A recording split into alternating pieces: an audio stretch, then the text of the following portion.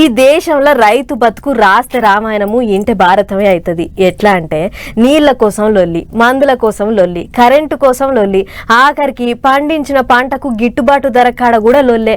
గిట్లా వ్యవసాయం చేసినన్ని దినాలు సర్కార్తోని ఏదో పంచాయతీ పెట్టుకుంటూనే ఉంటాడు. అట్లయినా సర్కారు వెనుకకు తగ్గకపోయేటరకు ఓపిక నశించి సర్కార్ మీదికి సై అని కాలు దూగుతారు. అగో సరిగ్గా గట్లనే అవుతుంది ఢిల్లీ పట్టణం దిక్కు. మరి పంచాయతీ ఏందో మనం కూడా అరుచుకొని వద్దాం పార్రి.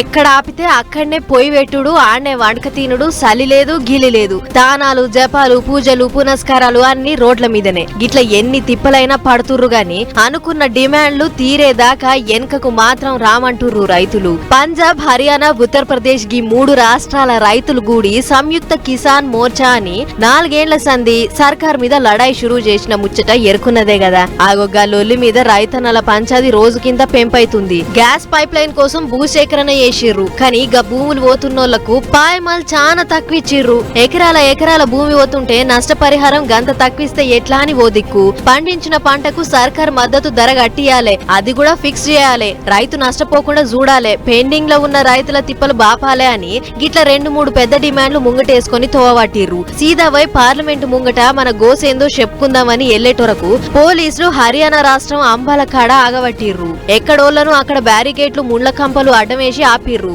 ఆయన సరే ముంగటికి పోవుడే లెక్క అని పోతుంటే ర్యాలీలకు పర్మిషన్ లేదు, కాదని పోతే అరెస్టు చేస్తామని హెచ్చరికిచ్చినా కూడా అన్నదాతలు అస్సలు తగ్గుతలేరు. ఈ రైతులు అనుకున్నది చేసేటట్లు ఉన్నారని పోలీసోళ్లు ముందే మేల్కుర్రు.